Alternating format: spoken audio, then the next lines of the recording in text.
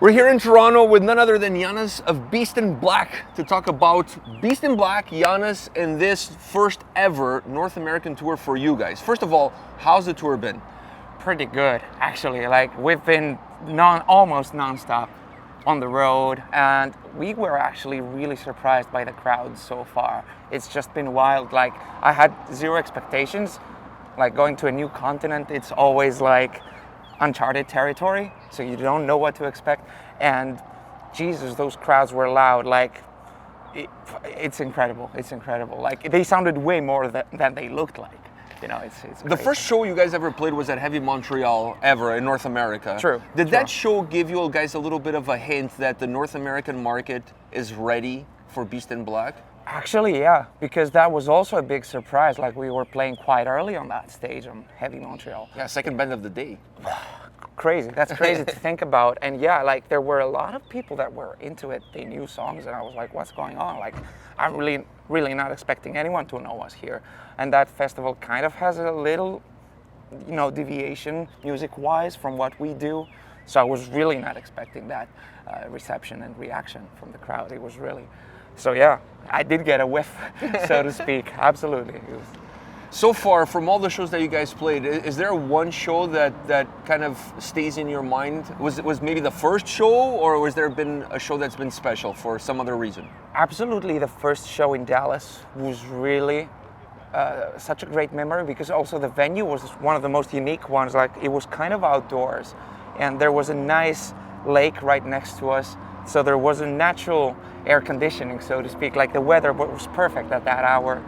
And the crowd, as I said, you know, I think because of the conditions lately in the world, I'm not sure how many people were actually believing that the shows will happen. So the attendance could have been higher, but it didn't sound like that. It looked like that, but it was an insane crowd. And I think they felt the vibe that it's the first time for us and it's the first time for them. And it was a huge give and take of energy. It was amazing show for sure, definitely to remember. Yeah. How do the venues in North America compare to like the venues that you guys normally tour in when you're in Europe? Because you mentioned Heavy Montreal, it's a different kind of festival, different kind of atmosphere. Yeah. So how's it been touring this side of the Atlantic from that perspective? From the touring musician side, I would say that, you know, I was having lower expectations because I had heard things left and right. So I was really expecting small places, difficult conditions, blah, blah, blah. The hospitality is amazing. A lot of the stages are pretty cool, pretty, you know, you can work there, you can do your job there pretty well. I think the only thing that would be missing, like, some venues are lacking showers, for example. So you need to book your own hotel for showers, for example. It depends what you're used to, you know, because still for me, sure, I can have a shower, you know, I can pick up a bottle of water and just do it right there. You know, I don't have even any hair. Don't worry, it's not going to happen. It's not going to happen right now. It's not going to happen. It's not going to happen, but, you know, like, I can settle for less. I don't care, really. You're easy to please. Yeah, I would say so. Like, just, you know, be fair to me and I'm cool with that. And yeah, and then food. But if they, you know, usually they were always giving us buyout money. So I can settle with that. That's super easy. So yeah, I am super easy to please. So there's no caterings. I think that's how you would compare the European to the American venues when it comes to that. So no shower and no catering. But it's all the same other than that, and I don't even really care. So you mentioned the crowds, like you mentioned that it would have been nicer to have bigger crowds, and that is something that I'm noticing as well, going to a lot of shows these days.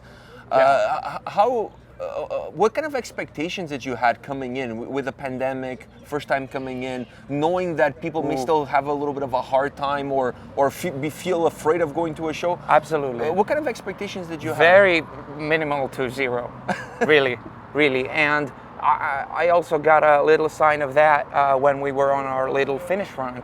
And I know the venues we've done there in the past, and of course, still the concerts were awesome and the reception from the crowd was awesome, and they were all happy to be back on what they love doing, seeing their favorite bands on stage, and we were happy to be back being on stage.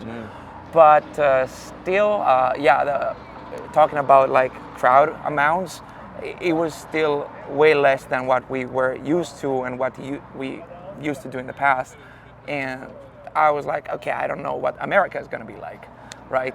But I think it went better and better every show. Like, I think people could see and watch on the media, social media posts that, okay, gigs are happening, people are going there, things are going good.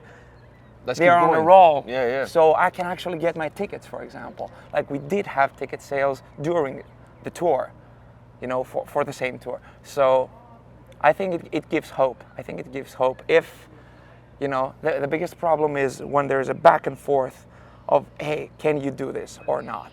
You know, then people get hesitant, you know, and they cannot feel strong about their decisions because you need to book, for example, train tickets, bus tickets, flight tickets. So if you have a sudden change of regulation, even when things are good for months, and then they tell you, hey, you can't do this anymore, then you lose faith, you know. So if it keeps being steady like this for, I don't know, another year, maybe we can tell that, okay, the music industry would be ready to step forward again, and instead of going backwards.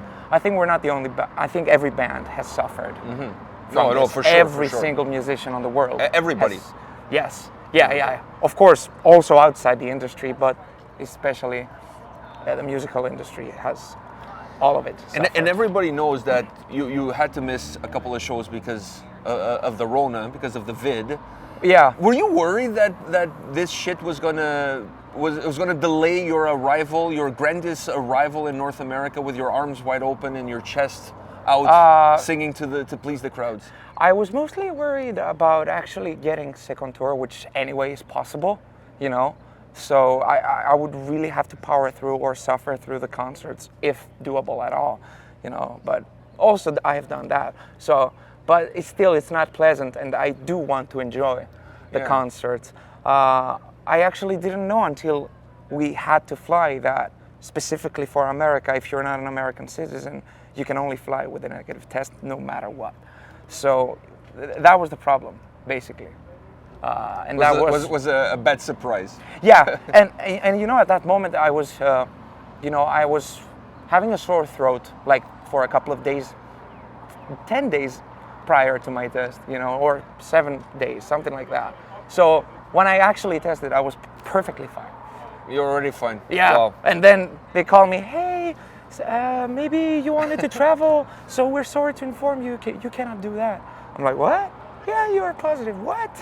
Okay, then. It is what it is. Yeah. You can't help it. You know, you can't help it. It's how things are nowadays. Now, going from the headlining shows to supporting Nightwish, how does that change for you guys as musicians? Obviously, the set list is going to have to be maybe shortened up, but does that change how you guys perceive the show, how you guys prepare for the show?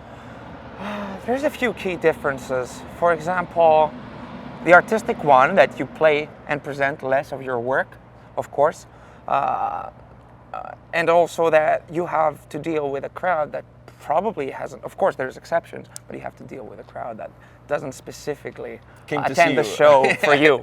Exactly. So I think those are the biggest differences. But when it comes to like my convenience, of course it's convenient for me as a lead singer to sing less, especially coming off a pretty rough headline tour. You know, it's perfect for me to finally restore this because it has been a bit damaged. You know, so you're looking forward to some time off. Yeah, actually, and I think we have more days off, way more days off than our own headline tour, so we might enjoy the scenery. Yeah, you know, do some sightseeing. The tourism, yes. Yeah, we can do all of that. So it's like a vacation for us, you know, for me. At least for you. At least for me. Not for the tour manager who has to prepare everything, but for you. Yeah. And that's all that matters is you. Now, any chances during this tour, I know this is a long shot and I know it's not going to happen, but I have to ask you, any chances you rush the stage during Ghost Love's score and you show Floor how it gets done? No. It's not happening. No. All right. I just wanted to put that out there. I've anyway chosen a bit of more of a lone wolf, approach during the last, 3-4 years. Like I used to do some collaborations, like studio basically. But I've decided to quit all that and just focus on one thing. And I think it helps to avoid saturation, you know, both of your own name, your band's name, you know, because if you start putting yourself everywhere, then you're not putting, and you're not putting 100% into anything. And I don't want to do that. Actually, I just had a conversation about that, about a different singer, that it seems like every time I pick up an album, there's always a guest appearance from that singer. And I think after a while, that kind of damages your own product. Yeah, know? exactly. And I don't want to go into that category for sure. That's now, not my approach. The last question for you has nothing to do with Beast in Black, has nothing to do with Nightwish, has nothing to do with music. It has to do with Greek yogurt. Oh my goodness. You sent me a picture while you were on tour. For the folks watching this video, he sent me a picture of a tub of oikos. I'm not Ecos. Yes, a tub of Ecos, and he's like, dude, you were right. This shit is good. That means house, by the way. Oh, is it? Ecos. Oh, Yeah. I had no idea. But you're like, this shit is good, because I told you how good it was, and you're like, no. That fake Greek yogurt is no good. And then you send me a picture. You're convinced. So how was it? How good is it? Honestly, first of all, I'm not sure that I said what you're saying I said, but supposedly I did. I have tried, what do they have? They have, how do you pronounce it here? Vanilla? They have Phage or Fage. How would you pronounce it? They have that brand, which is Greek brand, Fage. That's what we have. Oh, at least in the USA, I've had it. Okay, I haven't. And I was like, had that one. yeah, it tastes exactly like it tastes in Greece. And then I've had a couple of other Greek yogurts in North America, Canada, like, doesn't matter. And they were pretty good.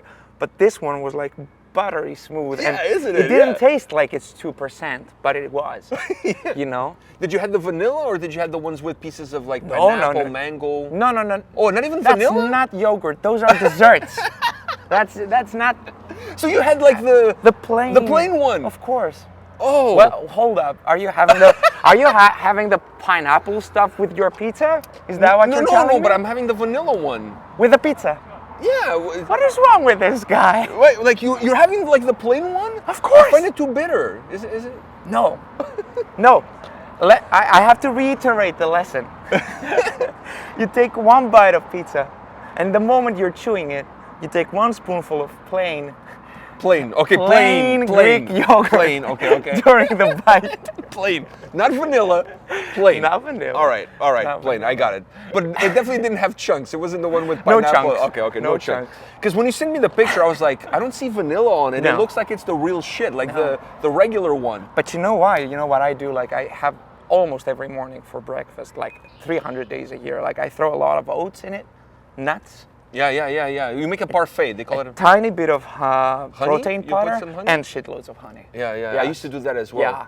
It's So really in good. that one, of course, you don't need vanilla. You know, No, it's but overkill. if you're doing the parfait, like now we turned this into a food conversation. Yeah. If you're doing the parfait, the regular one is perfect because Yes. you don't want any other flavor to kind of interfere with whatever it is that you're adding. Exactly. You But- shape the flavor. For example, the Exactly. protein powder might have vanilla flavor, or Strawberry. it might have peanut butter flavor, almond, you name it, coconut, Yeah. strawberry, banana, pear. So when I'm having those with banana and strawberry and mango, I'm technically having dessert. Yes.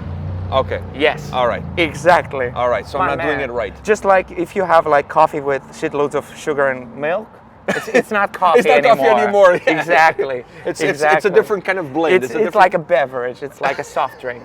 You know. If it's cold, then it's definitely a beverage. If it's cold, the coffee. If it's cold, if you let it sit for a while, and smells like hazelnut and whatever, then it's definitely not a coffee anymore. Yeah. If All it's right. just black, just coffee inside, it doesn't matter if it's So warm or you hot. like your coffee Cold. the way most people like their metal, black?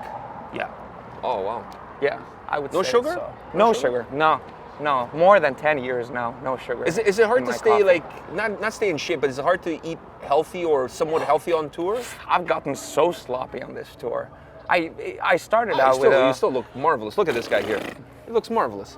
Yeah, but it's just because this is not on camera. That's why. But what they can't I have see to is tuck it in. When you came to see us, you had your shirt unzipped, and we could see the full glory of Yannis. He was like a Greek god walking towards us. Like, I mean, if there was Yeah, a like beach a behind 8 us, pack, of course. Yeah. it was, of course. I think it was like a 9-pack. It was like 9 pack. some of the packs had a pack. Yeah, I think there was a little bit of that. There going were on. mini me packs. inside. It's hard to eat healthy, right, on the road? Absolutely, absolutely. And you get carried away a lot. Like there's always a lot of goodies inside the tour bus. So you're like, oh, I can grab this chocolate, why not?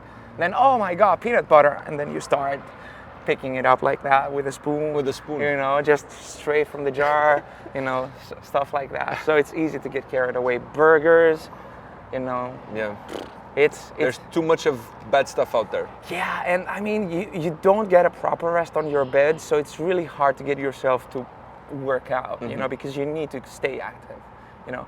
But a little inside info is that me and Mate go out on basketball endeavors, like for as many. You guys go to NBA games or you go to play? We go to play. Oh. We go to hoop.